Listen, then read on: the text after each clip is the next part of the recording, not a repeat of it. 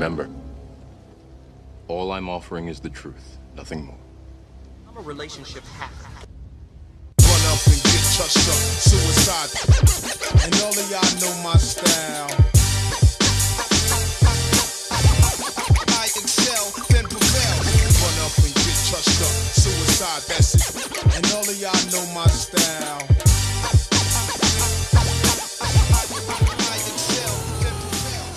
DJ Julian Ramirez is on the clock for a ZoWhat Morning Show intro. Ladies and gentlemen, the ZoWhat Morning Show is back in the building. And I know we haven't gotten up the previous shows, but this show is going to go up for show. We made a few boo-boos. A few faux pas, right? Listen, we thought it was all good. We got into our regular Dash Radio, Hot Button Radio flow, and we were playing copyrighted music. But we can't upload videos to YouTube with copyrighted music, so we was getting it struck down. So I'm sorry you guys didn't see the last 3 episodes of the ZoWhat Morning Show here at Dash Radio.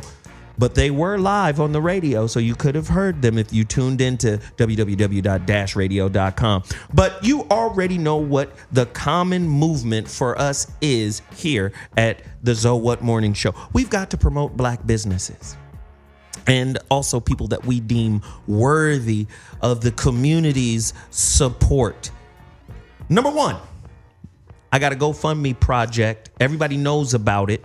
The VOR Radio Network, the birth of the VOR Radio Network. Where are we at right now? I think we're at $10,900, $952 to be precise, $977 to be even more precise. Listen, we're trying to take over that Black Friday movement. I got a friend who works for somebody, works for a particular company. Black Friday. Made $700,000 on Friday. Just Friday. 700 grand. It's not a black-owned business, though. We've got to support black-owned businesses, and it's very important that we get this together now. So I created this plan. Well, I didn't really create it. It was put together by a sister who developed my app, Mind Blowing Mobiles, Wanda Trotter. She said, man, you should do what the Republicans and the Democrats do. They send out an email to all of their constituents and ask them for a small amount of money. But when you see how many constituents they have, they wind up with $200-300 million for their campaign. And they ask them for this money, every day, but it'd be a different small amount. Monday, $5. Well, when you got 400,000 people sending you $500, or $5, it turns into a lot of money. So we've got the same campaign going. We got $5 for Cash Mob Mondays. We got $2 Tuesdays. We got $3 Wednesdays. We got $4 Thursdays and $5 Fridays. That's $18 a week. And I'm telling you right now, anybody who shout us out, who donates today, will get shouted out. Orlando Dozier just kicked us $5 26 minutes ago. LaShawn Grice 13 minutes ago just dropped $20. She took care of the week. Listen, we're doing a campaign to raise money for the VOR Radio Network.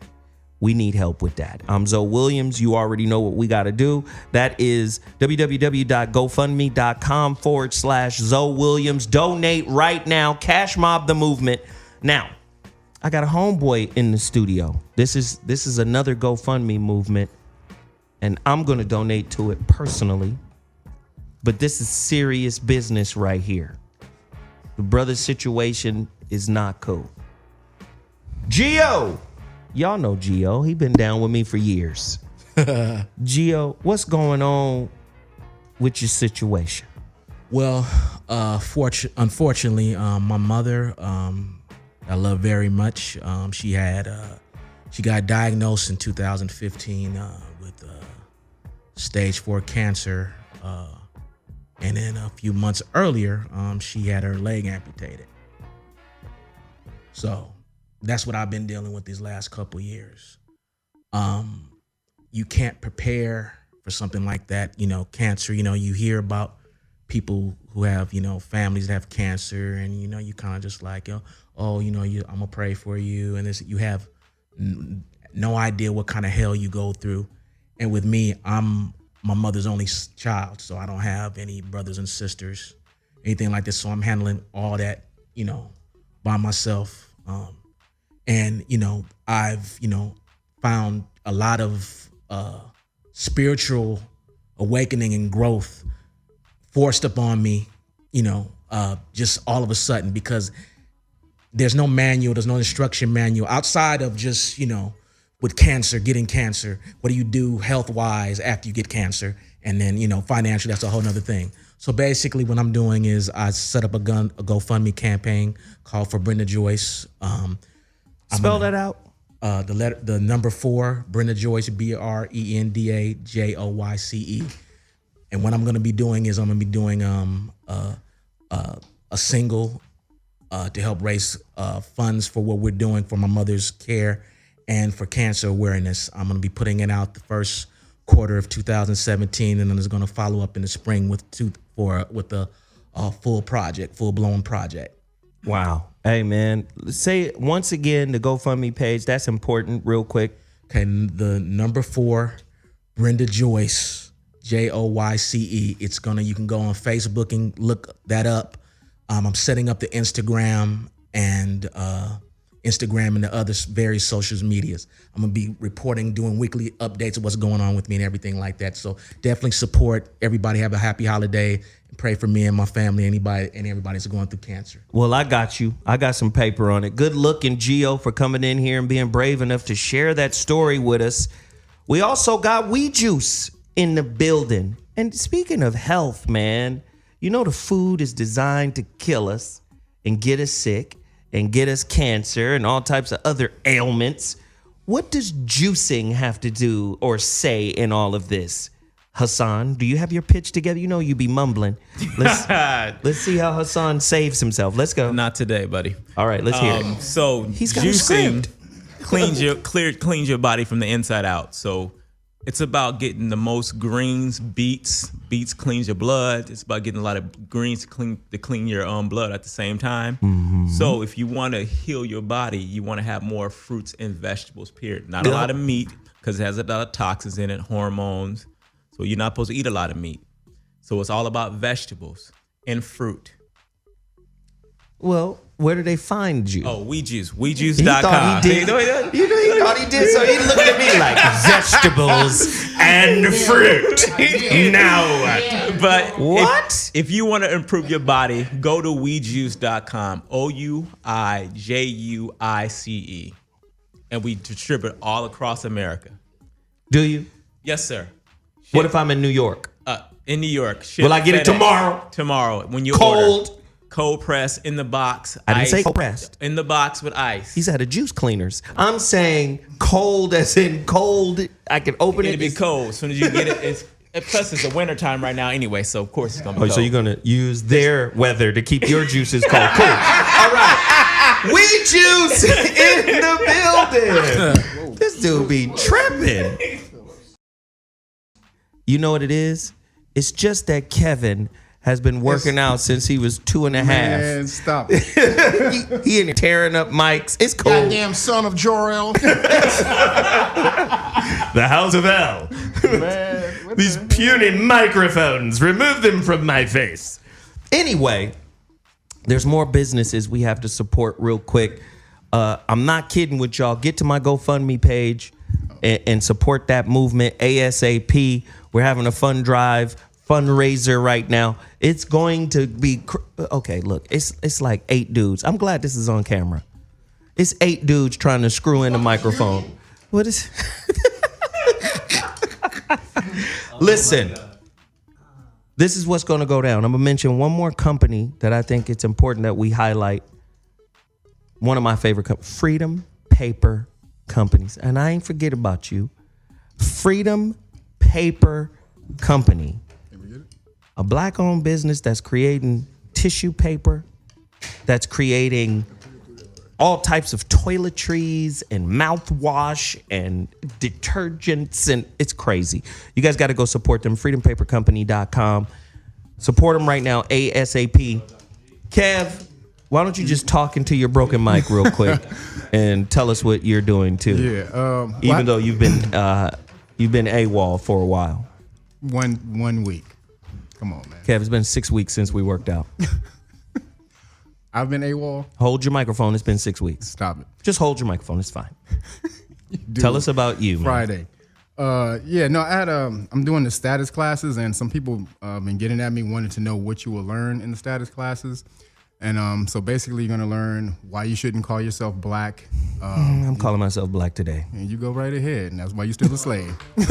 You're gonna learn the true history of slavery in North America. Why, Kevin, I'm black. And why most people over here, or melanated people, aren't slaves or not descendant from slaves, and you actually are indigenous to this landmass, and a whole lot of other stuff. So just go to realnagas.com and click on the status classes. Also, if you want to shop for the t-shirts. Also, we have hoodies right now for the winter time. So Dragon Moore and Phoenix Moore hoodies, as well as All Rights for Reserve hoodies. All right, so this is a caller appreciation show. I need you to get to the phone lines to deal with our topic today. Before we even get to the topic, we got to take a quick break. That's the end of our community empowerment segment where we highlight particular businesses. You have been warned. When we come back, oh my God, today's topic is going to be stupid. And let me just say this real quick. Jeff Brown made this beat. Bump this shit on our way out. Let's go. Ladies and gentlemen, the ZoWhat Morning Show has returned to the... We're doing them online. Hey, you want to talk into the microphone? I know you ain't got your headphones on or nothing. Oh. Wow. You're hella professional. He don't know nothing about radio, does he? I'm not a professional radio. Well, that's why you need to pay attention. Somebody get Trizic Hayes to pay attention. What'd you say, Method Man? That's right. There's a method to my madness. Please pay attention. Now, Dr. G, please set us up with today's topic, man. It's a heavy topic. Caller driven. The number to dial is 323-230-4445. Dr. G. Yeah, it is a heck of a topic. It's the impending race war. What's going to happen? Who's going to win? Whose side are you on? There's this term being thrown around, xenophobia. And xenophobia means basically the fear and avoidance of anything that's different from you, which will cause you then to get aggressive and want to destroy them. So as long as there is fear of other people, other things different than you, people will become aggressive. That's because the wounded animals, and if you can be wounded by your fear, are the most vicious animals. So as long as there is this fear of others, unlike you, you will be on the attack. One of the reasons I'm on this show, I mentioned this some months ago, which is I worked on the O.J. Simpson criminal trial, and I was with the prosecution. I wasn't with the criminal defense. And afterwards, if you remember when that verdict, the not guilty verdict came down, blacks rejoiced and whites thought, wow, what an injustice. How is this all stacked against us? And what happened is I had a number of black friends, and I went up to them and I said, this really feels like it's stacked against us, justice. And I said, ever feel that way? And they all looked at me and laughed. They said, that's all we've ever felt. That's all we've ever lived with. And because I was associated with the losing side, I looked at them and I said, this is awful. Why didn't you tell me it was so bad? And they looked right through me and they said, because you didn't want to know. And it just turned my head around. It just filled me with shame. And so we need to reach out to people who are different from us. And I'll tell you, if you talk to them and you listen to them, you're going to find out that they're not so different. We all want to do right by our families. We all want justice. We all want to be treated fairly. And if we could just do that, and I don't see that happening soon, and we need it soon, I think we could make things better and we could avoid a race war. And if we don't, we won't avoid it. Wow. Who gonna win the race war? Now, I come from a time where you'd be shamed out of your neighborhood if a white man kicked your ass. White boy kick your ass. White boy play better basketball or any kind of sport. You be shamed about the block. You got to leave. You let Tommy beat you. You let Todd beat you? Todd? Booger Todd? Not Todd. Todd from the other side. Todd picks his nose with his pinky finger and eats it, and you let him beat you. I'm just saying. You got a lot of black people out here talking reckless, like they ready to do war. Whatever, why you bring that shit my way and fuck you white people on Hey, y'all see those T-shirts that are out there that black people are wearing? We ain't the same as our ancestors who got subdued by. We ain't the same. We ain't the niggas your grandparents used to brag about chasing. So my question is, because everybody want to be Billy Badass, I read the Art of War, Sun Tzu. The highest form of war is to be able to win one without fighting. Right? My question is, are we capable of living like that right now? Black people in America? Are we ready for a race war? Somebody call me at 323-230-4445. That's the number, 323-230-4445. Another question that came up. Blacks believe that they can't be racist. Blacks believe that only white people can be racist. Do you agree or disagree? Call me right now, 323-230-4445. Is the surge of African-American gun sales since Donald Trump's White House victory a sign of a pending racial apocalypse?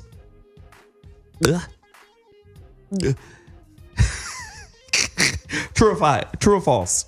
White nationalist groups are growing faster than the leading global terrorist groups.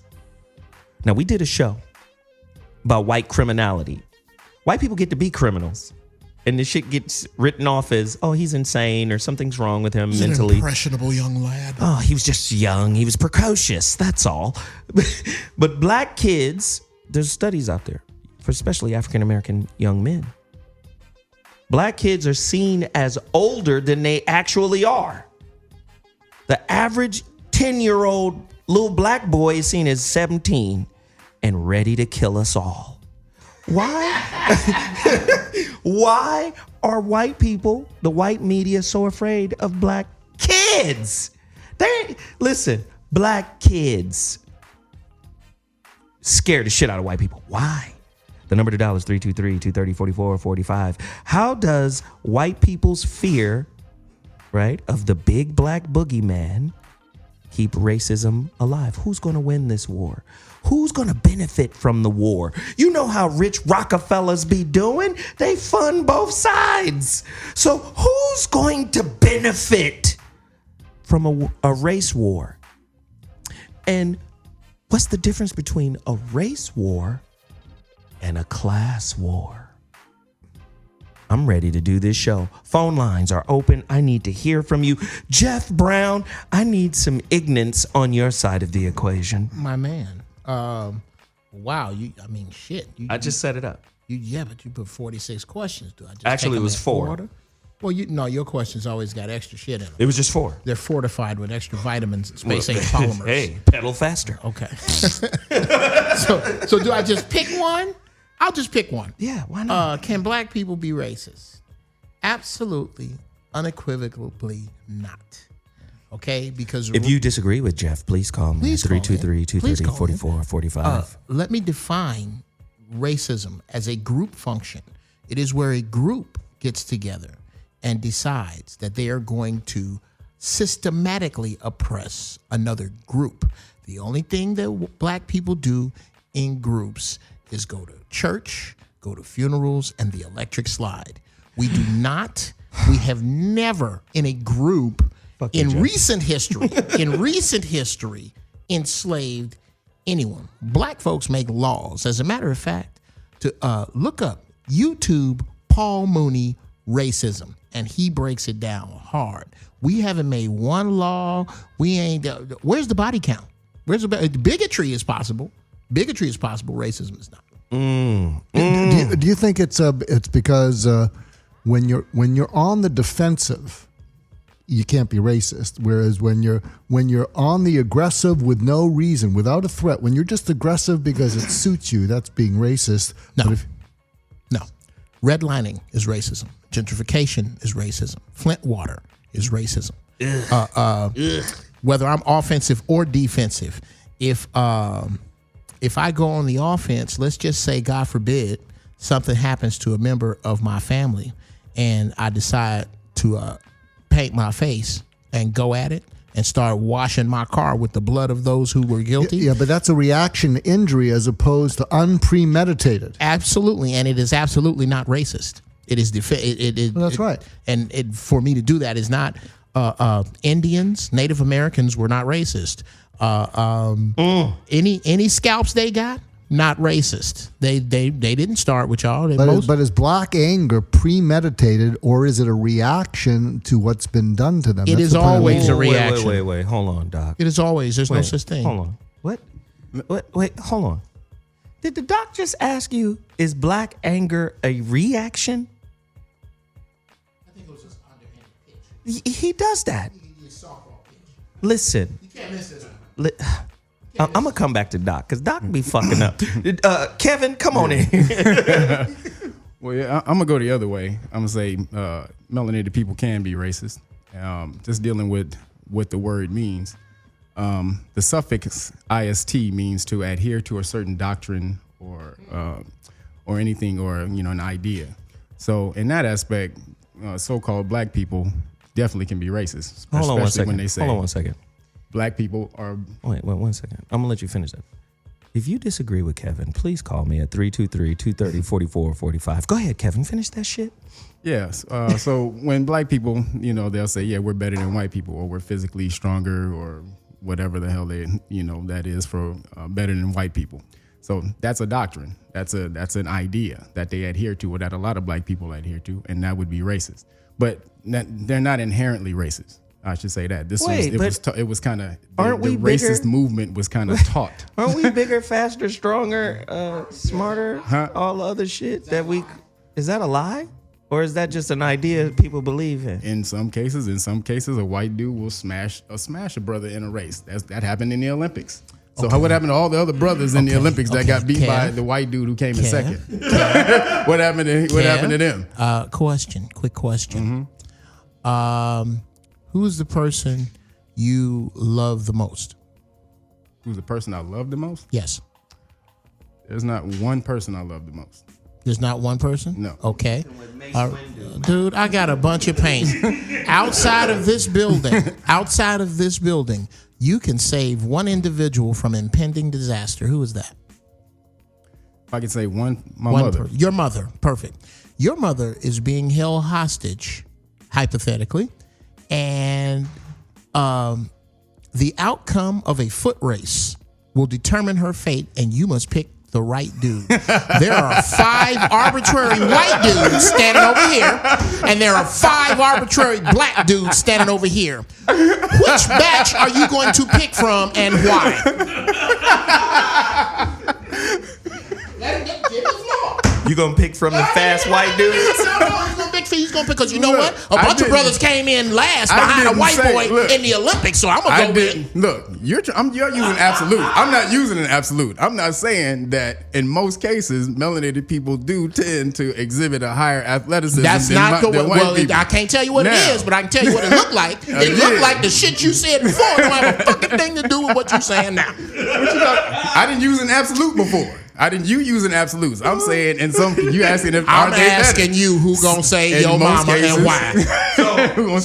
So wait. Me. Answer the question. If you couldn't do it, and you got 2 distinct choices of speedsters.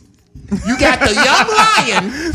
You got Zoe's son. You can choose Zoe's son to run the foot race, or some arbitrary white boys. Who you gonna pick and why? I would have to see who these guys, what they look like. I'm a trainer, so I can tell. You got time. I can tell physical attributes. I can tell physical attributes off of looks. I got a lot of paint, bro. I got a lot of paint. They're all in great shape. They're all in top physical condition. If you add up all the body fat, you don't have 100 pounds, and there's 10 of them standing there. Are you gonna pick from the white batch or the black batch? Your mama's life depended on it, and why? If I'm going off a look, come on, kid. I'm gonna pick the brothers. Why? Huh? Why? Because Okay, usually Jeff, 9 take it times easy. out of 10 in a race, we will win that race. So However, get the fuck out of here with it's that not bullshit 10 you out of brought 10. up about the Olympics there. Get the fuck out of there. What is- right. Why is it bullshit? All right, wait, hold on. A white dude Hold beat on. a gang of other brothers. A gang of other brothers in a race. Wait. Hey. So what the hell are you talking about? Wait. See, this is what I need to do. It's been a long time since you guys heard this voice. And I need to bring this in because you guys are fucking rambunctious. You don't know how to have a conversation without going crazy. You would think there would be some lethargy in your responses based off of Thanksgiving being a couple of days ago. But no, you guys are rambunctious. So I'm going to bring in Veronica Conway. VC. Hey. Hey, y'all. Hey, VC. Hey. Hey, everybody. Yeah. We miss Hey, you. beautiful men. I've missed you VC. too. It's great. It's great to be here. Yes, sir. So we had to bring you in because, Jesus, you hear what's going on right now. I do hear what's going on. just the hoop-de-doop and the frowdy row. Right. So I'm gonna ask you, Yeah. are black people ready to win a race war? No, we're not prepared at all. Why not? We're not prepared. We're not prepared psychologically because we've really been. I mean, I would say that the propaganda war. You know, we think it's. We think the war is physical. We think that the war is economic that's being waged against us, but it's also a war of propaganda, right? So what that means is that all of the media that portrays us in a victimized state globally, all of the messaging that we get about white Jesus, all of those things, I think, have served to weaken our psyches so that we don't actually have the will to fight. And before you can gather up arms, which we are out-armed, in the terms of warfare, in terms of actual military warfare, and if you look at white folks, they are armed to the teeth, the NRA, I mean, all the factors, right? But we'd have to be psychologically prepared before we could be physically prepared. And so we're neither. And we're not economically prepared because we don't practice what you were speaking about earlier, Zoe, which is being consolidated around our economic, being culturally sophisticated around how we deal with our money. So in all three major fronts, we're operating at a total deficit. Damn. Well, so listen, Veronica just told us we have no shot at winning. They're just more organized. What happens if we stop believing in the divisions? Let me give you an example. You got Cuban brothers who see themselves as Cuban, as an ethnicity. Not just a nationality, but an ethnicity. Right. I'm Cuban. No, you're black. No, I'm Cuban. Right? You got some people like that, right? You got some Latin Americans. I'm Mexican. That'd be black. No, you're black. Right? You got some people, I know you're going to say about the black thing, but I'm making a point, Kev. I'm just saying, when we look at the diaspora over the globe of all of us, as all the people that's been oppressed by white people. Say we go holler at the Japanese, the people who was in the internment camps in World War I. That got nuked. Right? That got nuked, right? We can say, hey, you do know that you guys are descendant from pygmies. You're African. Chinese people already proved that because they wanted to believe in the Peking man and say, well, no, we don't believe in the out of Africa modern model of origins of humanity. We believe in the Peking man. And so they did their own independent study and found out, oh shit, pygmies we are. Japanese did that too. Japanese and Chinese figure, oh, we're pygmies, right? So my whole point is, what happens if the world throws away the white man's classification? Ooh, tick me. Yes, I don't like any of these men in here, so go right ahead, Veronica. All right, thank you. Two things. So there's a great book called The Black Matrix, and it talks about perception management program to control black people. And one of the things that he talks about is a phenomenon called the Zoltron effect. It's like, it speaks to exactly what you're saying. He says, whenever Europeans get together, it doesn't matter what nationality they are, they will always coalesce and align around the identity of whiteness. And if you don't see that happening with Brexit, with Trump, it's happening globally and they call it an effect. And so they are 12% of the planet, controlling in a war to control 100% of the planet's resources. But the Voltron effect is very effective, isn't it? Because first and foremost, whiteness identifies with itself. And because we buy the okie doke about, Cuban is different than whatever that is. I'm Kavlin Asian. Yeah. I'm Kavlin Asian. I'm a bunch of things. Yeah, exactly. Well, what happens when we break down those definitions? Veronica touched on it earlier. Propaganda being essential to war. See, let's understand this. I don't have to beat you with a stick all the time. I could beat your ass with a book and a story. You see what I'm saying? I beat your ass with Jesus. Yes, with doctor. I told Jesus, we not gonna follow the Bible's description of you. We gonna create Cesare Borgia. We gonna have Cesare Borgia make the Jesus look, right? So my whole point is, until black people or people of color or whatever you want to call them, until people realize, like, man, we gotta turn.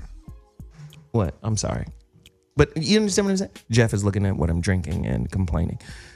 But until we reject those ideas and those concepts, we're going to always be subject to the power infrastructure. This goes back to my point about diversity. Diversity only stands to support the system that is in place. It supports racism. Absolutely. Just like democracy. We'll get into that later. Dr. G, your thoughts? Yeah, what do you think about the notion of grassroots, organized, and local? I think it's the only solution.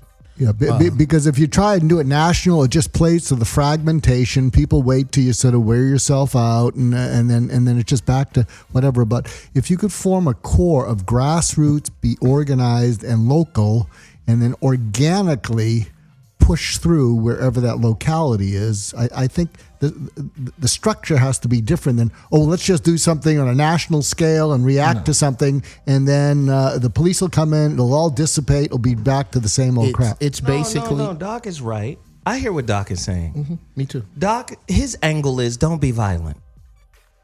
Don't react, and don't do something you're going to regret. This is why Doc... But if you're grassroots, organized, and local, it goes towards how you organically heal from a wound. You clear out all the crap at the core and you granulate in. That's the way of biology. But Doc, let me just say, you're right. I'm not arguing that. But what happens when the FBI goes and sees Dr. Joy DeGruy because she came up with an amazing piece of information that contextualizes racism? What'd she say? Oh, I don't know. Why would they go talk to a scholar? That's my point. What you got to talk to Dr. Joyce DeGruy about?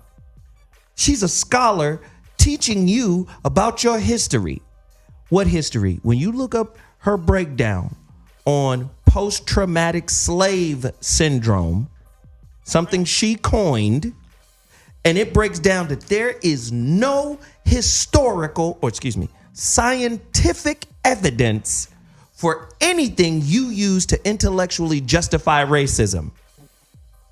She pulled out all of them. Drapetomania. This guy has developed, an unwilling desire to run away. Yes, because he's a slave, you moron. But you intellectualize it so you can justify it. So why would the FBI go talk to her? Because she's recontextualizing the lie you created so you can sleep better at night. Come on. Do you understand what I'm saying? So I hear what Doc is saying about the grassroots and all of this, that, and the third. What about the grassroots movement that was Tulsa, Oklahoma? Just wealthy black people coming together, building a city around their wealth. The first air bomb attack happened there. We're going to drop a bomb on this city of black people doing well. See, Doc, I get where you're going. I get your angle. But when black people are minding their business, cooperating, building, and having a good time doing it, y'all don't like it.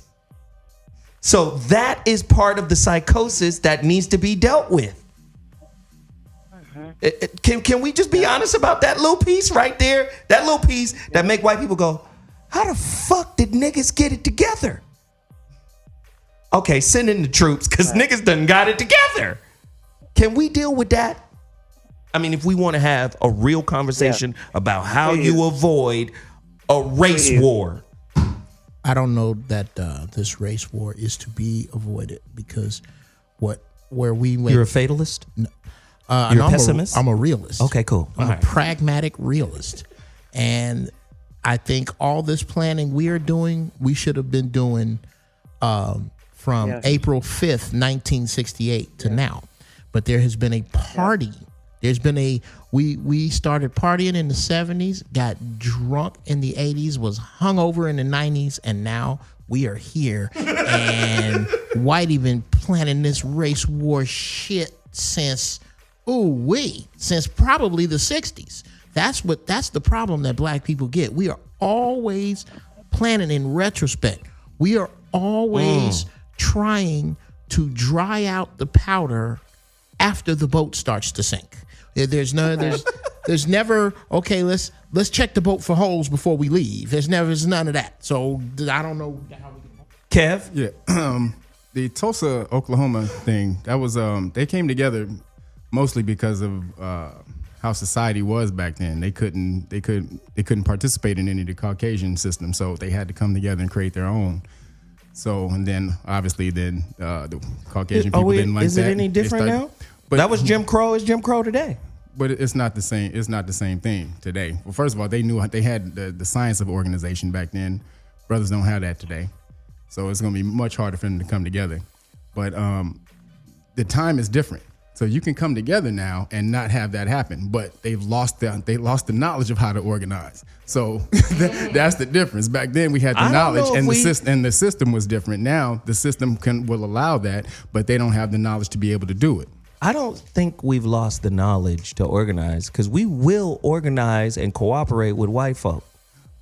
But no, you'll get together with some white folk. Organization is a science. They don't have that science. They can come together with some other people doing some shit. But brothers by themselves, knowing how to organize, just like the Caucasian dude on CNN said that Black Lives Matter is not an organization. It's not even a movement because they have no central authority or a place of command. So he understood that right off the bat, and he told it to another brother. And then the brother shook his head, and he's like, "You're right." I vehemently disagree with that.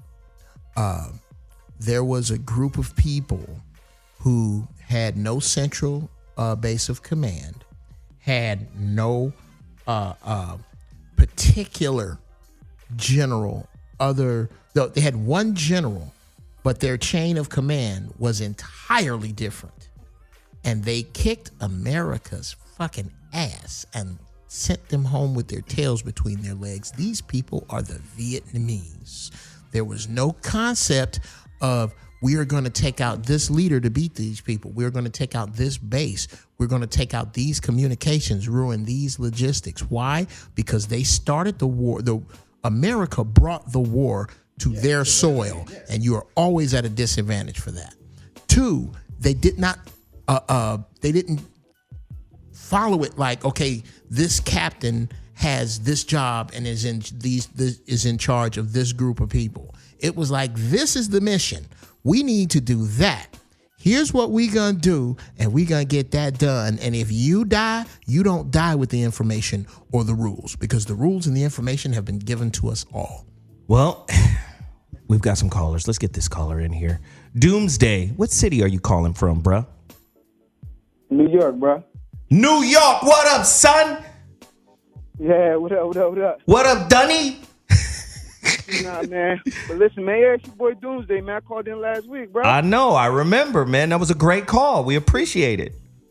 Man, this is a great show, Zoe. But listen, man, right? I think we suffer from a real dependency system. It's like it's like a savior system. Like we always believe that the power and the source always comes externally.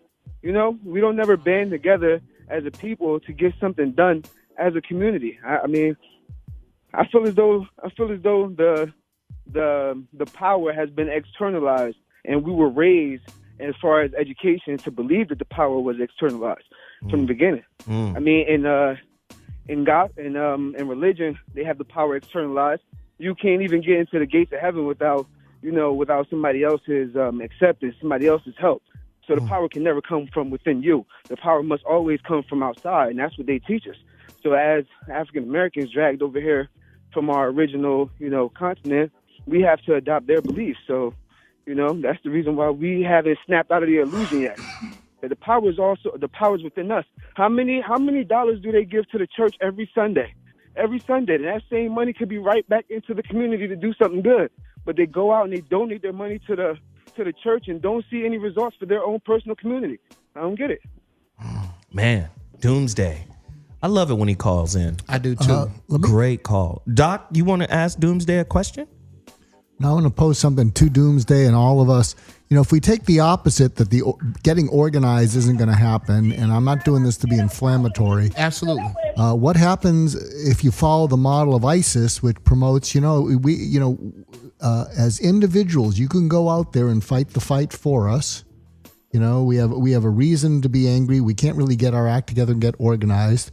I mean, that would start a crazy race war and crazy panic, and it would all escalate. But if you take it away from, if we can't do it on an organized basis, you as an individual can express it for us. I mean, I'm not in favor of ISIS or terrorism, but there is a certain power to that if you can't get organized, there's a certain power to sort of lone people striking out for righteous cause. Wow. That was, did you hear what Dr. G just said? It sounded like he asking me, do I want to commit suicide and can I drive? I mean, why not do both? I'm just trying to figure out who told Jeff to come in here in all fatigues. I know he's a Marine. Oh, yeah. Come on, Jeff. Yeah. You came in here to start some shit, didn't you? No, I ain't ready to start no shit. I'm just ready should any shit jump off. That's a big distinction. Well, sir. I mean, you got to be like that sometimes, man. Yeah. I'm on some bring a friend type shit. Don't come at me regular. Do not come at me regular, or you in for a goddamn surprise. Somebody going back to the base with a pen in their eye. Oh, okay, Jeff. Thank you. Okay. All right. Hey, Jeff, man, you're a real wise man, bro. Thank you, brother. Hey, man, we appreciate the call, man. Doomsday. Call back anytime, man. You're a part of the family. Absolutely. Listen, Doomsday brought New York into the building. Listen, if you want to bring your city into the building, all you got to do is call us at 323-230-4445. I'm about to take a quick break, but listen, get to your phone lines right now to answer this question. Who is more ready? Who's more ready to win? A race war. Fucking race war.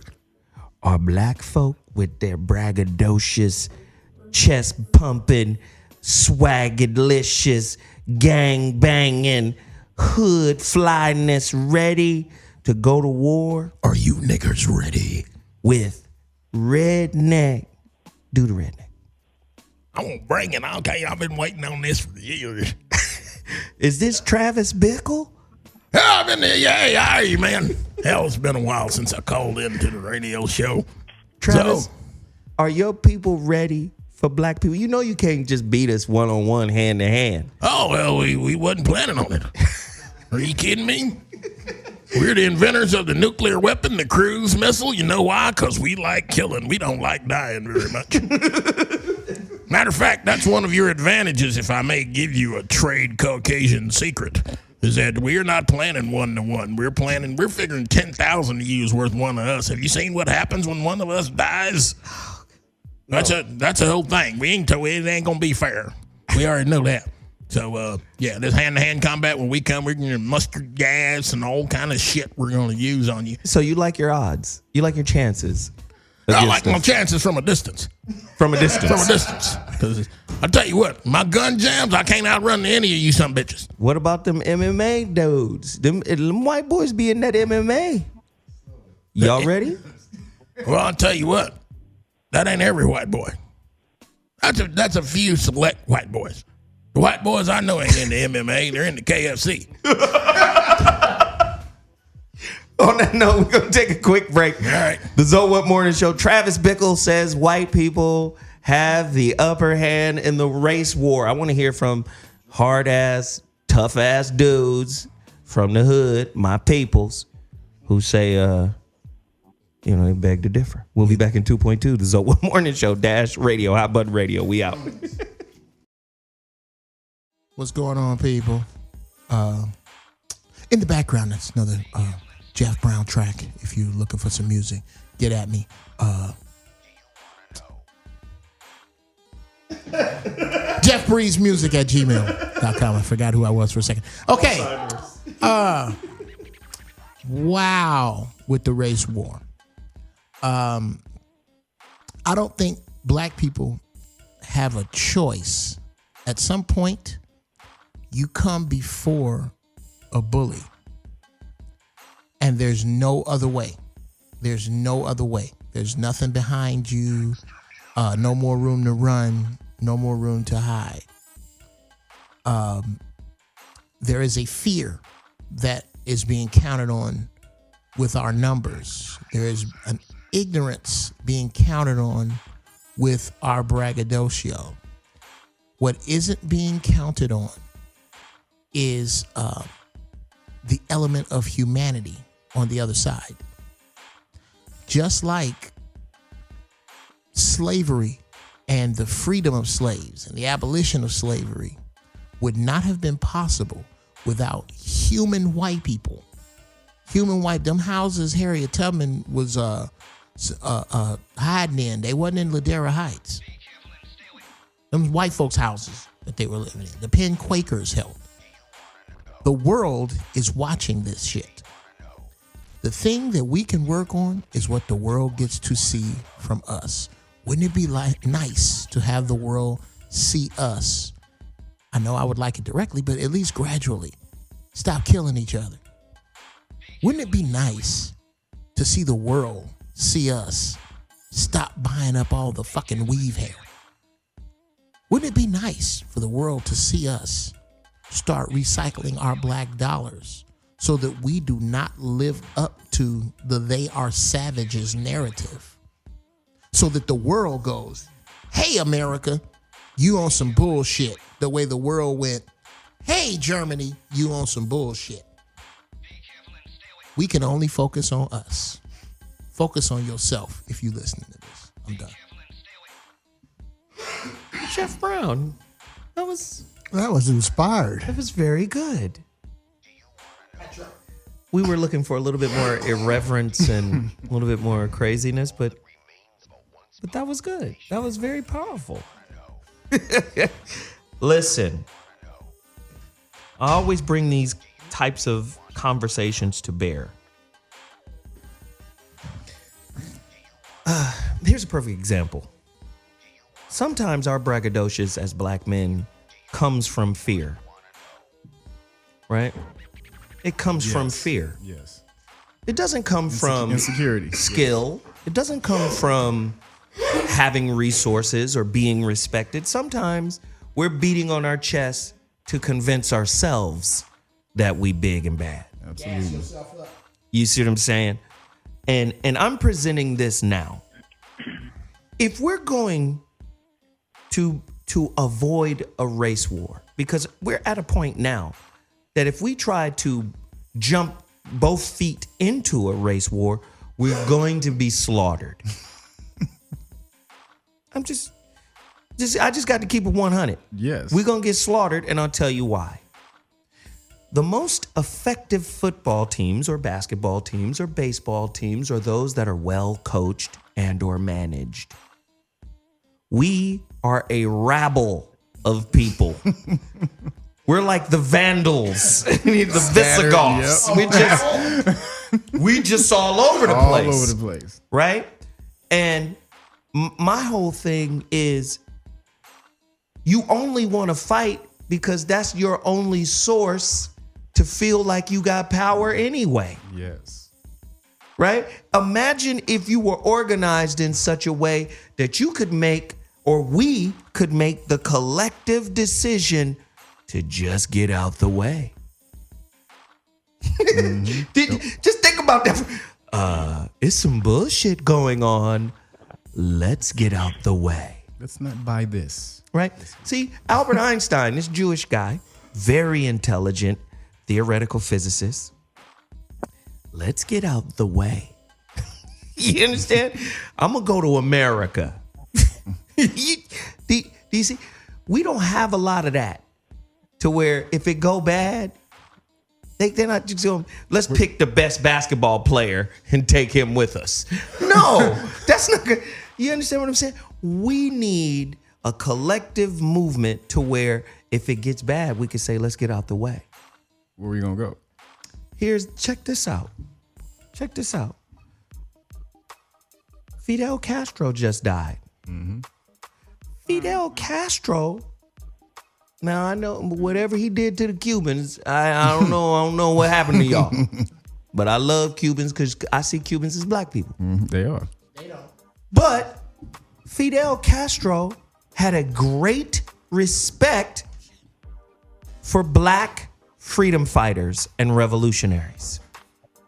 Right? He's dead, but Assata Shakur is still protected by Cuba. I'm just saying. Can I elaborate on the whole Cuban thing? After I finish. Yes, sir. I know you're a little antsy. I'm sorry. Do you have any weapons on you? I haven't. Yes. I mean, he's in all fatigue, so Yes. I'm worried. He got on the military Yes. boots and everything. Yes, these doorknobs, it's weapons. They're Oh, weapons. okay, cool. But yeah, I wasn't finished. Okay, go right ahead. Yeah. I'm sorry. Jeff, take your mic back, Kevin.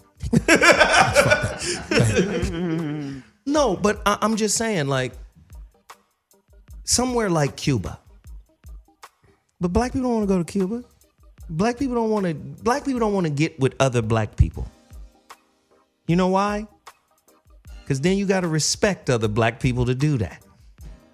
I've said this over and over and over again. Black people derive strength from talking shit to each other. Wow. That lets us know we got something. Listen, you can't stunt on Dr. G. Imagine you roll up here in a Bentley with a gang of money and try to stunt on Dr. G. Dr. G is like, this motherfucker's stupid. In the words of LL, you tickle me with it. You feel what I'm saying? Black people, no matter how wealthy you are, you can't really stunt on white folk. Oprah can't stunt on white folk. Because they great grandparents and they great forefathers is on the money you stunting with. That's like my son trying to impress me by how many bikes he has. I bought the bikes. Exactly. In my house. Right. Really? So the whole point that I'm trying to make is you're looking for your power, brother and sister, in the wrong place. Power doesn't come by stepping on another brother or sister because he's not doing as well as you. And who defines well in a sick society? You're basically, you ever watch mud wrestling? Go ahead. You ever watch mud wrestling? It's if you're watching mud wrestling to see who wins, you're really missing the point. But it's generally two females writhing around in mud. When you step on another brother, really what you think you're doing is putting yourself higher on the social ladder when all you're doing is getting a little higher in the mud bucket and getting a little muddier. That's it. Right. The plan is to climb out of the fucking mud. And do you understand that brother that you or sister that you put down could have actually helped you make a people chain, which is the only way to get out of this mud? A people chain. It's the only way. I can smoke a bag of that. Dr. G? Yeah, you were asking me about fear and ego and racism. And how are they related? Fear, ego, and racism. And then Veronica Conway. I know she's gonna smack this one out. Yeah, I think the challenge is when you're afraid, you can go towards panic or determination. And it's actually a choice. But a lot of times, if you go towards panic, there's no choice. I'm sort of a neuroscientist. I guess I am. And so what happens Sort is... of a? Well, Okay, sort cool. of. Sort of is not He's a word. white. He gets away with I it. am. But no, when you're in fear, what's happening is there's something in your middle brain called an amygdala. And it starts tickling, and it's about to hijack you away from being able to think. It throws you into your reptile brain, which is fight or flight. And so the key is... when you're afraid, you can still stay focused. When you're panicked, you can't. All you think about is relief, and you can't think. So the key is how do you turn fear or frustration into determination? When you're determined, determination can also help you be organized and get organized. But as soon as it flips into panic as a way to avoid a further, fear. Everything breaks down. So I'd like to hear from Veronica about that, because I think determination is certainly a much better way to go than panic. Veronica, and then Kevin. Yeah, well, it's interesting, and it's interesting that you bring up the point, Dr. G, because one of the things that we can look back at and know historically about Europeans, right, is that Black progress has historically been met with white fear and retribution. So historically, it's a pattern. Whenever there's Black Wall Street, whenever there's Tulsa, whenever there's Obama, then yes, white fear gets triggered, and then white folks mobilize to annihilate Black and brown bodies. So you're right. There is a trigger reaction. We're just typically on the receiving end of it, but I don't know if we are aware of the nature of that pattern. So we can expect that, right? That our progress, by definition, historically, has always triggered that. So that's one thing. What I would also say is it's interesting because my daddy was a Panther, and when Castro went to negotiate with Jimmy Carter for the exchange of Castro proposed to Jimmy Carter to exchange political prisoners here in the United States with CIA operatives that were imprisoned in Cuba. And my dad was on that list, right? So Castro was actually advocating for my dad's freedom. And Jimmy Carter said, of course, the U.S. does not have political prisoners. There's something that I think we need to understand about the things that are available to us as melanated people. One is we can weaponize the media, and I'll talk about that in a second, but we have to also understand, in terms of Cuba and Haiti, understand that those were places that dabbled very heavily in African spirituality. Mm-hmm. In other words, at some point, we have to decolonize this European Christianized mindset, right? Because you think about Haiti, and what did they use? They used Ifa to create psychological independence and to maintain their melanated identity and use that spiritual practice, right? When embargoes were placed on them, all kinds of things. So we've got to decolonize our minds first and understand where our power actually resides. We will never get power begging for anything from the Europeans. We just won't do that. Won't happen. That's right. Kevin? Yeah, I agree with Ronnie Khan. Oh, now you agree. I always agree with Ronnie Khan. Okay, cool. You the Midnight DJ? Yes, indeed. Music by Chincy Jones, a.k.a. Jeff Brown. Chincy Jones. Right. Maybe Face Productions. Maybe. Okay, go ahead. Babyface? Oh my God. Maybe Hilarious. Oh Lord. Go ahead. But yeah, dealing with fear. But dealing with fear, so I'm always breaking the word down so that carries the vibration of the word of what the word means. And so fear goes back to danger, which goes back to power of a lord or master. So melanated people we do need to get back on to what we came up with, our information, our knowledge, because we dealt with knowledge. We didn't have fear. We dealt with what makes this go. How does that work? And so when we come over here and we get indoctrinated into the Christianity, which basically deals with fear, reverence for guilt, and for someone outside of yourself, and so then that also adds on to the psychological fear that melanated people have. So in order to defeat fear, you have to have knowledge of whatever it is that you fear, and once you have that, then you're cool on the fear tip. I can fuck with that. Listen, let me just say this. Let me ask this question. Do you think black people are afraid of white people? We've already established. Yep. We've already established that white people are afraid of black people. There are scientific studies out there that say white people are hella scared. They're afraid of white people's weapons.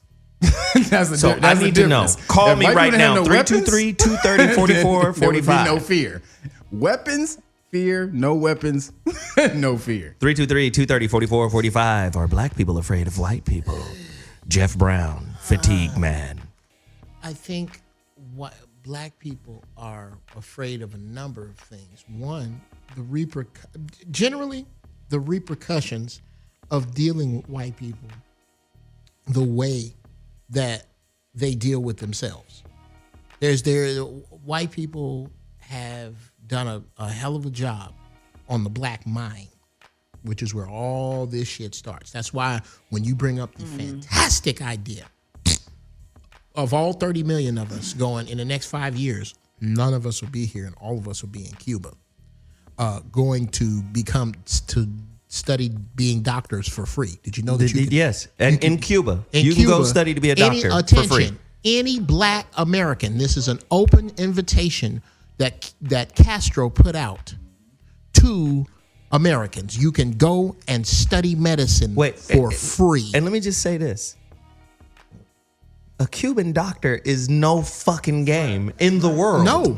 They're sought after in the world. In the world. That's how good a Cuban doctor is. Cuba is very high on the information. Cure for cancer. They have a cures for cancer. How about Cuba? Well, actually, the cure for cancer is to stop eating red meat and animal protein. Period. That's true. There's no. Well, check this out. Cure. Fuck you. Fuck you, fuck you, and fuck you. I'm gonna have a goddamn juicy hamburger every now and again. Okay. You understand? I understand. Fuck all y'all. I understand. As he sits here with a can of Red Bull, I will buy that can back from you. How much will you sell that to me for? Okay.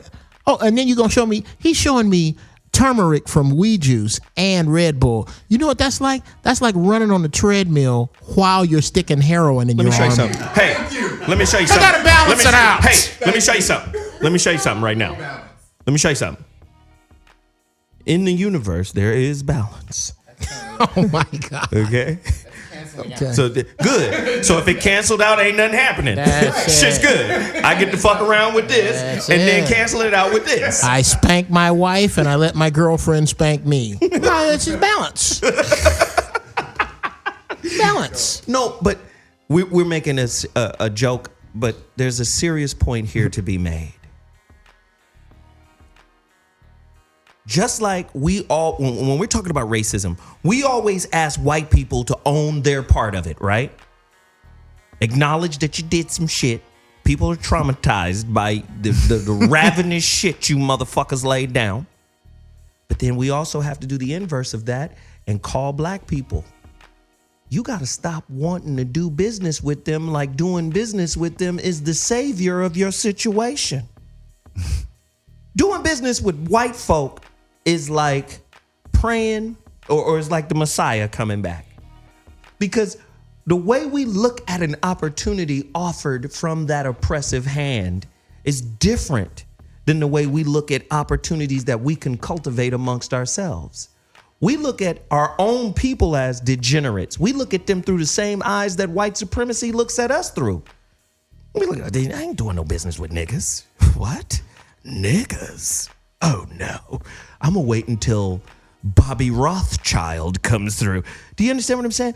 We have to change the way we look at each other when it comes to business, when it comes to cooperation, when it comes to organization. How many niggas you know will look at a situation offered to them from an oppressive hand as the opportunity they've been waiting for? Especially here in Hollywood, 2% of African American actors, whatever, are employed at any one time, actually have a gig, actually on a show. 98% of African American actors are auditioning and getting turned the fuck down. This is why I have so much respect for fucking Tyler Perry. Fuck it. Go build Black Hollywood in Atlanta. And the people that you don't see enough of on mainstream TV, NBC, ABC, CBS, and all of these other networks, they get a chance to be in a movie. That's one thing that Tyler Perry does. You'll see, oh, they're gonna Nia Long. Oh shit, I ain't seen her in a minute. They're gonna whoop-de-whoop. I ain't seen him in a minute. He'll bring everybody back that we used to love on TV, and that's one thing that I give him credit for. Build your own shit and populate it with your own people. That's absolutely right. I may not agree with his cookies, but I love his factory.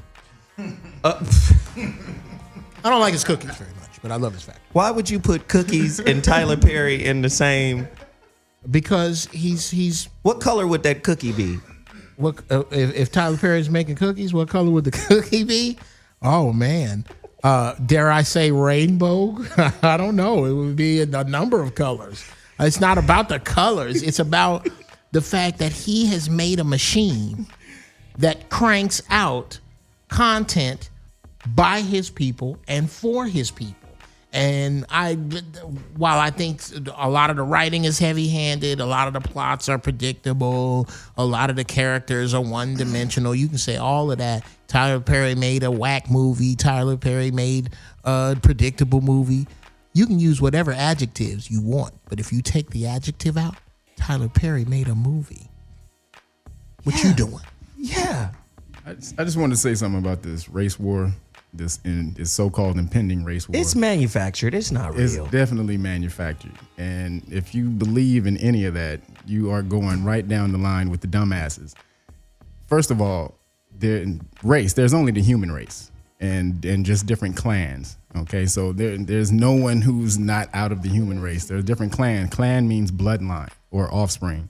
And so you travel through different bloodlines along the way. But you are all the same, and genetics would actually prove it. And so the fact that you call yourselves these titles that was given to you, you didn't make up the term, you didn't make up the word black, or you didn't make up the word white. Somebody told you that's what you were. Race is a social construct. Race is absolutely a social construct. For what purpose? Who created that shit? Who created the social construct now? Yes. Well, that was created in 1691. The word white didn't exist until 1691. And that was, they created it because melanated people and Caucasian people were actually coming together when they were indentured servants, and they were turning on the plantation owners. So the plantation owners got together and created something called white privilege in order to slightly elevate Caucasian people over black people. So the crazy white people that's believing in all the rhetoric that Donald Trump is talking about, they just dumb. They don't really know. Is that what you're saying? They absolutely don't know. But what about the black people who believe in the reverse? The same fucking thing. I mean, if you caught up in the bullshit, if you caught up in I'm black, I'm this and that, and I say this all the time, and me and Zoe, we go back and we play about it. But I would love somebody to tell me, give me a great reason for calling yourself a word that you didn't create that doesn't mean dark.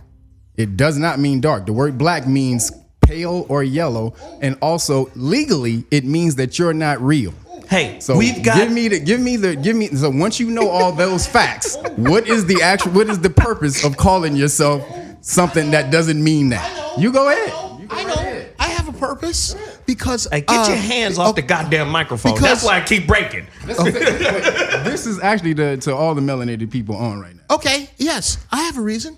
I call myself black Actually, I refer to myself as a Negro because all of my heroes are Negroes. It's the African Americans that fucked everything up. I call myself whatever the fuck I want. And I make whatever words agree, whatever agreement is over words like the term nigger.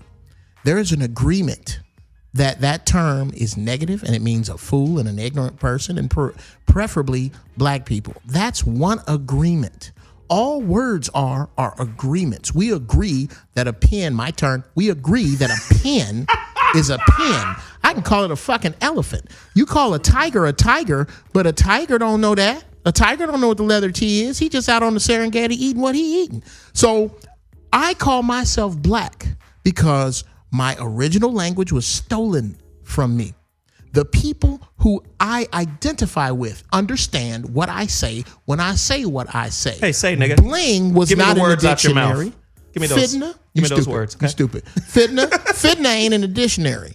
Fleek ain't in the dictionary. The dictionary? I will make up a word as I fucking see fit. All right. Okay, can I respond to that? Yes, okay. and this is the last response. So, again, when words are created, first of all, they're the only thing in the universe is energy and vibration. And when words are created, they're created with a certain energy and vibration. If you didn't create that word, then you're going along with the energy and vibration that was created with it. In order for you to transmute that energy, you need to know what the word meant in the first place. If you don't, you can't transmute it.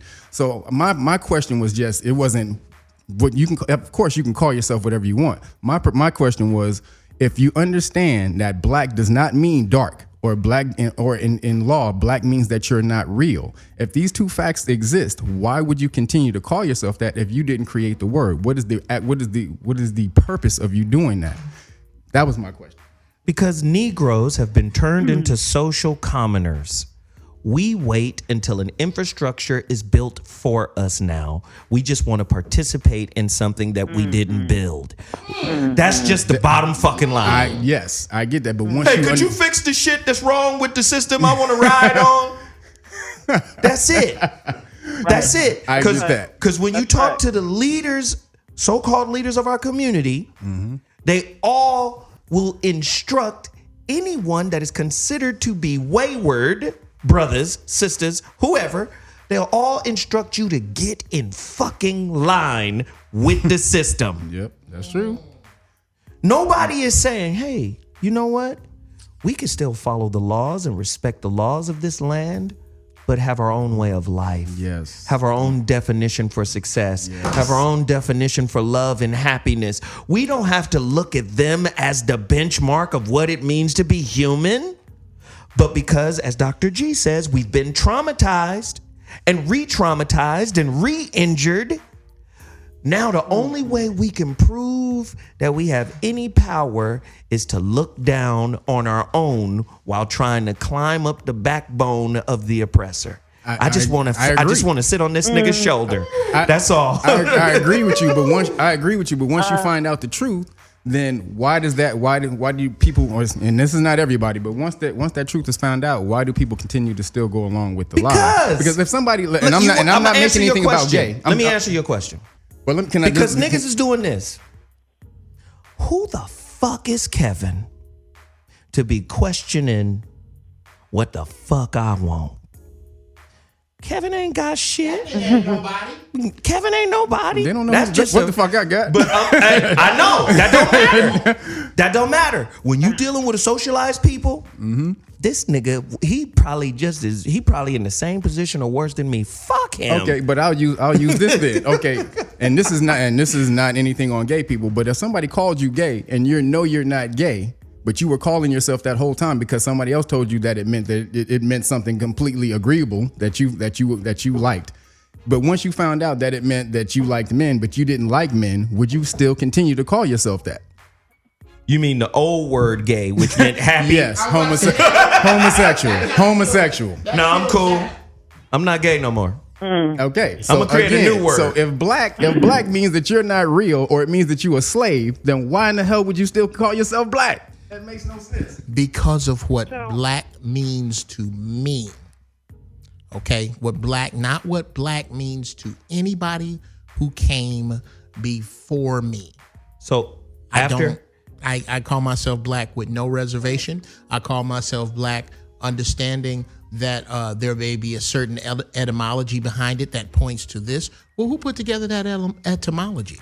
Okay, I call myself what I want to call myself. I call the Zo. When I say assemble the niggas, I'm talking about Zo and a few, and you, whether you like it or not, you my nigga. You gonna respond to nigga too. Assemble the niggas Come when on, I nigga. get ready to roll. When I get ready to assemble the goons. Hey, Nigga means God, so obviously. Hey, wait, Kevin. Can I jump in here? Bring your nigga ass on. Veronica, let's go. Yeah, so I think we've got to begin to look at what we do as more important than how we define ourselves. There we go. If you think about Frances Cress Welsing, the late Frances Cress Welsing, one of the things that she said before she passed is she was saying, understand that there is a melanated part of the chessboard and a non-melanated part of the chessboard. And the non-melanated part of the chessboard is making moves, large, global, militaristic, economic moves against the melanated part. And you best know that. If you don't know that, you're at your peril. And so as that's become more and more evident, right, as that's become more and more visible, I think we have to begin to define ourselves not as in terms of our state of being, but as a state of what we're willing to do and not do.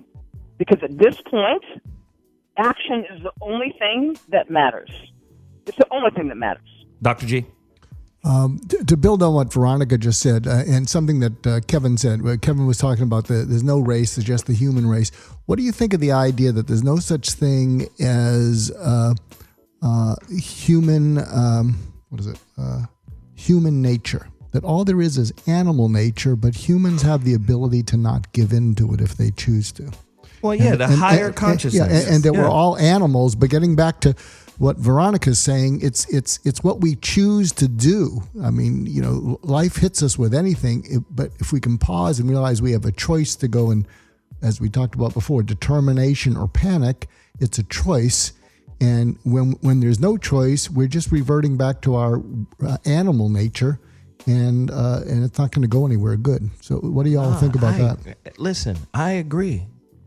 Listen, the planet Earth is coming upon a time where humanity got to come together any fucking way. It's some shit going on. Listen, when you look at racism, it's such a tiny, infinitesimal, fucking small idea. Let me broaden your ideas for a second. Right now, a spiral galaxy called Andromeda is traveling at 300,000 miles per hour on a collision course with the Milky Way. We might not be here anyway. We, as in you on that side thinking you better than them over here. Right? like when you really start, okay, maybe that's too big. Let's come back to planet Earth. Let's just come back to planet Earth.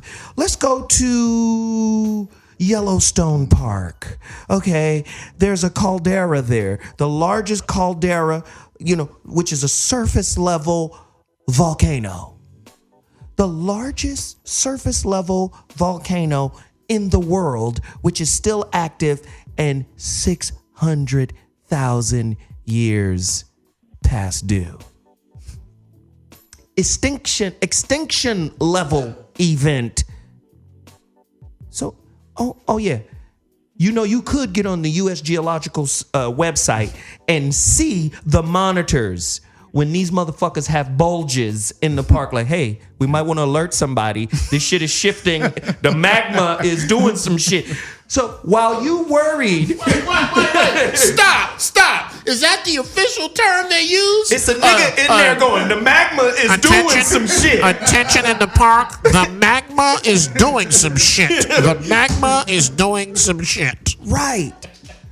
So, I mean, I'm like pointing this out because all of the shit we argue about is proof that humanity as a whole is not ready for the higher levels of consciousness because you still fighting over this dumb shit.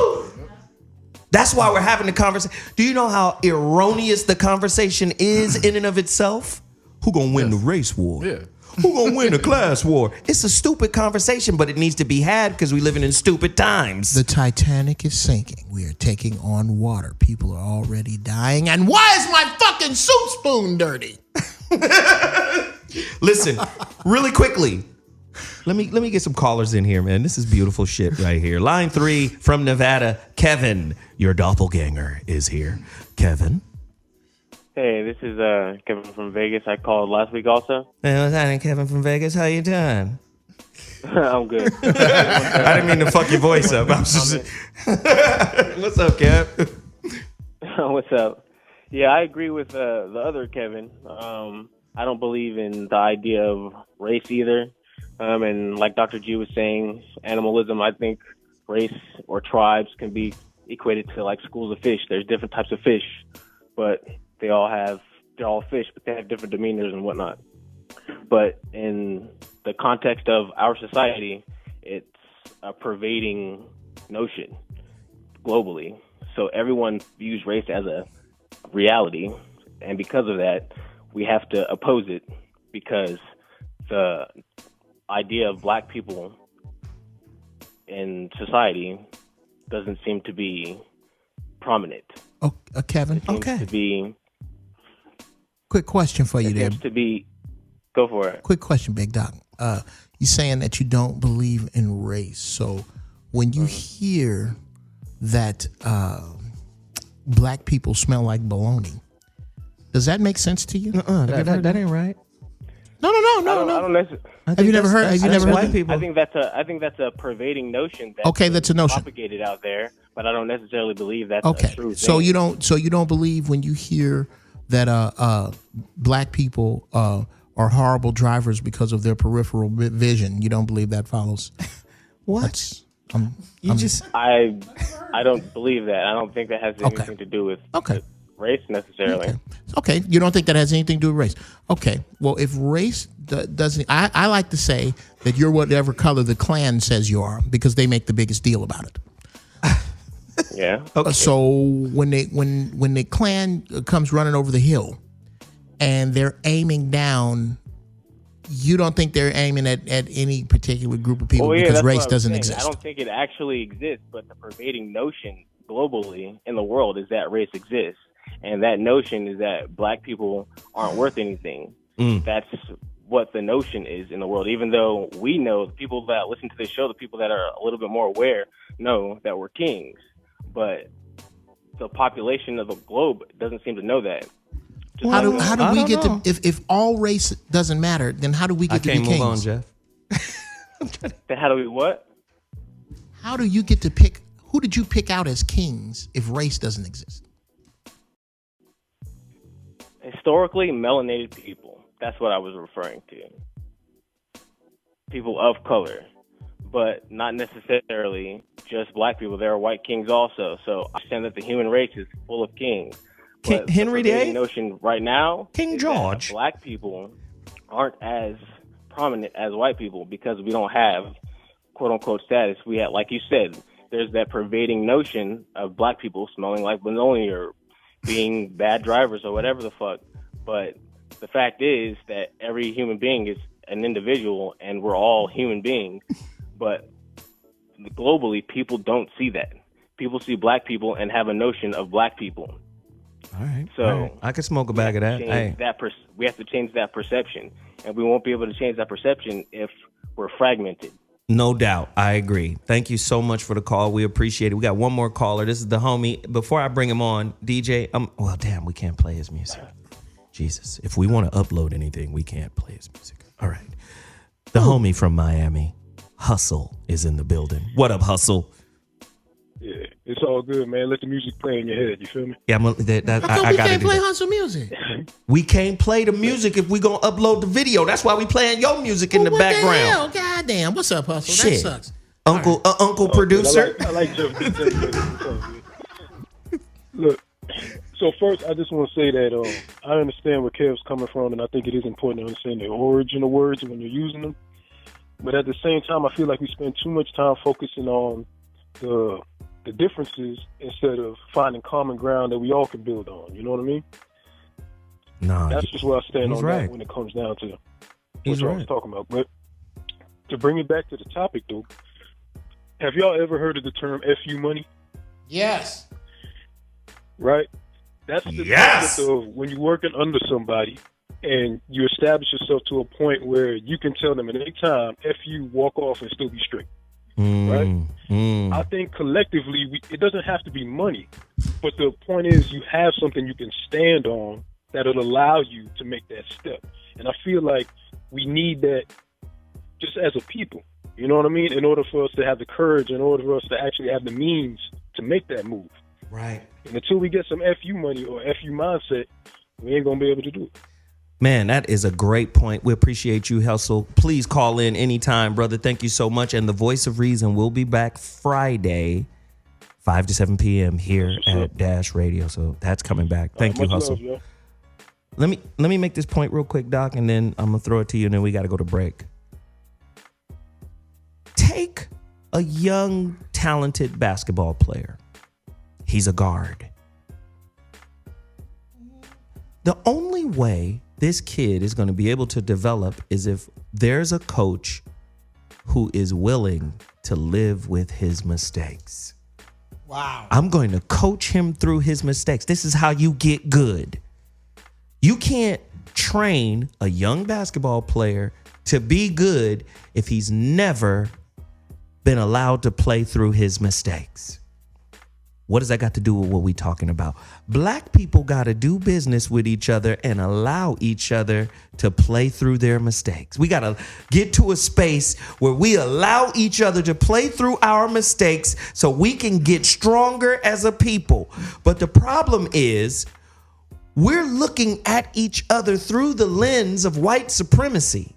We're looking at each other through a standard, a gestalt of, I got this from Whitey. White man said we supposed to look at each other like this because the white man sees us like this.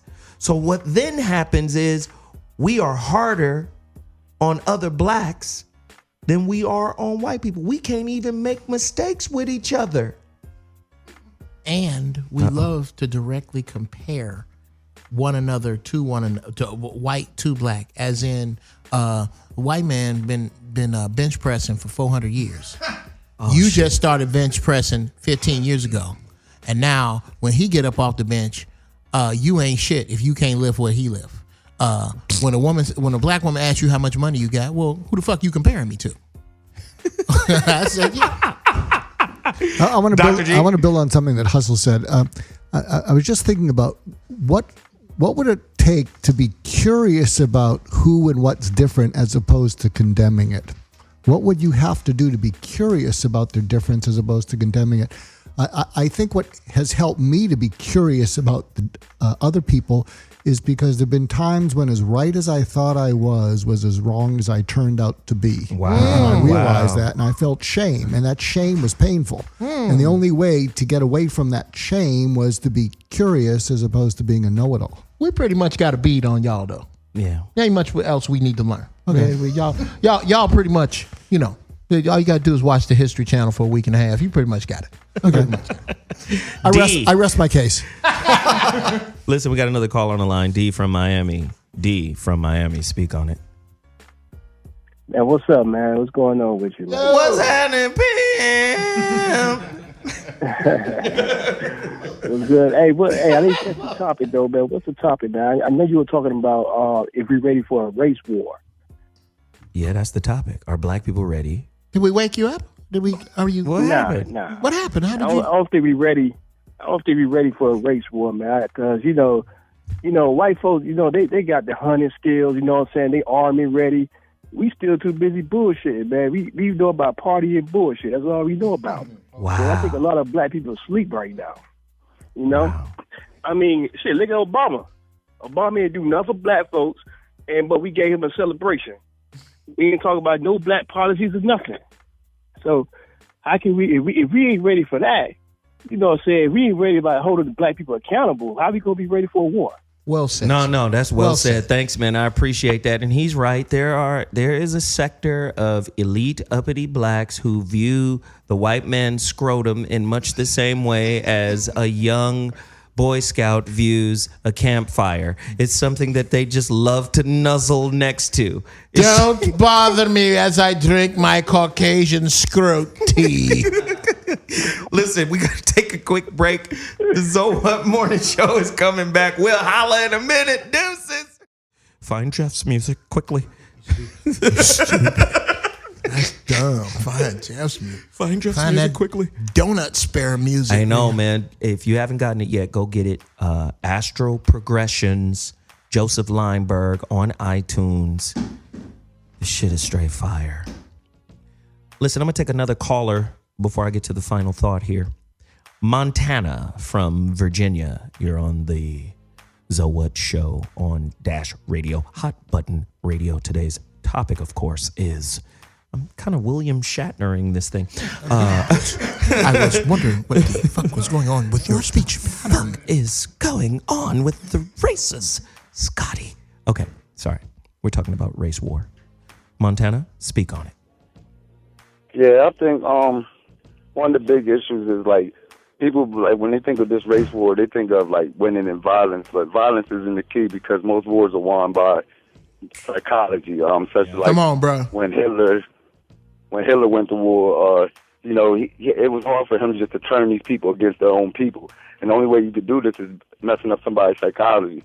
So I feel like we have to get our minds straight and get our minds focused on the things that matter and build as a whole, and then also stem out and get alliances. Oh yeah, he fired up their mind before he fired up them others. That's definitely get their mind right. Bro. Yeah, that's because like you can't fight, like we're minorities in this country, so like there's no way you could 13% to beat 69% without having some type of alliances. Ever seen 300? No, he's right. Oh yeah, definitely. Sparta, they went to war, but the thing was they broke them up in sections. So like it's the same way we have to do. We have to break them up in sections. We have to cancel them at certain areas and then work it down, like as in like a pyramid scheme type thing. But we just as all pure muscle, we can't do that. So we have to get ourselves psychologically to even think we can even defeat these people. Because right now we're hopeless. Most of these people, we're scared. We're running scared. Most of these people feel like, hey, I'm just trying to make it through life, man. I'm just trying to do this little day. I'm not trying to harm nothing. You got to feel like you're a king before you can actually be a king. Okay, thank you, Montana. We appreciate the call. Jeff. Yes, sir. All right, thank you. Yes, sir. Don't ask the callers questions. Your comment is, it's kind of like don't feed the animals. Okay, it was a rhetorical. What I was trying to get at is that Whitey has basically done a 300-year Bill Cosby on black people, and we're just waking up really groggy right now. So we're in positions like waking up. I agree. We've been conditioned to lose. Well, thank you, brother. We appreciate the call, man. Let me get to my final thought here. Let me just say this real quickly, and then we can sign off. Race is a lie. You can't have a government unless you have lies for the people to believe in. If I freed you to think with the full capacity of your mind, I could not govern you. Okay? So what I need to do is I need to create ideological constructs that bind you to my authority. Hierarchy. Your businesses, your churches, all need a hierarchy. The Pope is at the top of the church, got guilt covered. The CEO is at the top of the corporation, got your check covered. You gonna keep your motherfucking attitude in check because my name validates the paper at the end of the day. I know you gonna act right because you don't want to be on the streets. Now, once these ideological constructs get challenged, what happens? You get called crazy. because you outside the box. Doc will tell you, if you're too fucking happy, you're manic. If you're too fucking sad, you're depressed. We got a box for your ass to fit in. Now try to be original and find some space outside this motherfucker and see don't we lock you down, Kanye. Right? Try to speak on what's wrong with the Matrix and see don't we come for your ass in some way, shape, or form. Kanye crazy though. I'm going to come back and say this. Black people, you better get over your hatred of yourself. Black people, you better stop worshiping at the altar of white supremacy, white success, white relationships, and white normality. You think their life, their success is normal to have. They food ain't even normal to eat. But you'd rather spend your life celebrating what they say celebrate, doing what they say is normal, so you can say you lived a good life here. Listen, we need each other. Bottom line, we need each other's support. We need each other's love. We need each other's forgiveness. We need each other's tutelage. We need each other's respect. And as long as we don't have that, we're going to be on the end side, the user end side of society all the time, waiting for them to correct and adjust and include us. And that's just bottom fucking line. Now, our engineer just ran up out of here. So I'm going to keep talking. So another thing black people need to do. Now that I got some extra time in this shit. Keep going, shit. Another thing. Stop bullshitting when it comes to building the infrastructure we need. We need banks. We need colleges, high schools, hospitals, elementary schools. We need insurance companies. We need all of the things that everybody else got in terms of how we can filter our money through it and back into our coffers. That's what we need to do. Now, if we're going to sit around and wait until somebody says, oh, it's Black Friday, now go buy these TVs, now come buy all of this shit from CVS and Walgreens, and if we're going to wait until they say it's time to spend our money and we go spend it with them, how does any black corporation or any black business get off the ground if our first duty isn't to support it? Jeff Brown say to me, hey, Zo, nigga, I make music. Word? And you a fucking comedian? Nah, nigga, I make good music. I go see him. I go listen to that music. I say, we're going to play this music on the show. We're going to promote this music. We're going to do all of this. That's what we need to do. I got this platform, We Juice. Hey, man, I need to be promoted. That's how you give back to your community. If you're not giving back to your community, you're just a burden on the community. That's just the bottom line.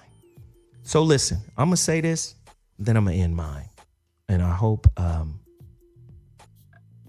Wait a minute. I hope our engineer will return. But I'm going to say this and I'm going to end mine. Get to my GoFundMe page and support it with gusto. We got 4,000 downloads of my app. 4,000 people downloaded my app. So if I'm sending out these push notifications to y'all and I say give $5, if 4,000 people gave $5, what is that? 20. That's $20K today, right now. Black people don't want to do that, though. But you know what they want to do? You know what they want to do, Dr. G? What they want to do? You know what they want to do? What they want to do? You know what they want to do? What they want to do? Yeah, they want to tell you to skip. They want to say, hey, Zo, where the fuck the last 3 shows been? Yep. You fucking up my work week. I use your show to get through the week. Where the rest of my motherfucking shows at, Zo? For free. For free. Skip the community empowerment. I'm trying skip the community empowerment. Fuck that. So I'm asking y'all. I'm urging y'all to get down with us for real. Also, if you guys want to find Veronica Conway, this is how you find her. Veronica at veronicaconway.com. She dropped off the line. Veronica at veronicaconway.com. If you want to find the DJ Julian Ramirez, cousin of the Night Stalker, you can find him at DJ Julian Ramirez. He's on Instagram, SoundCloud, and Twitter. Man, you cross him, you will die. That's right. DJ Better have Julian his Ramirez. turntable money or he gonna stab you smooth in the throat. Right? At Instagram, SoundCloud, and Twitter, DJ Julian Ramirez. Listen, we're going to go out with a little mix real quick. While you got it, go ahead and do it, Julian. We out.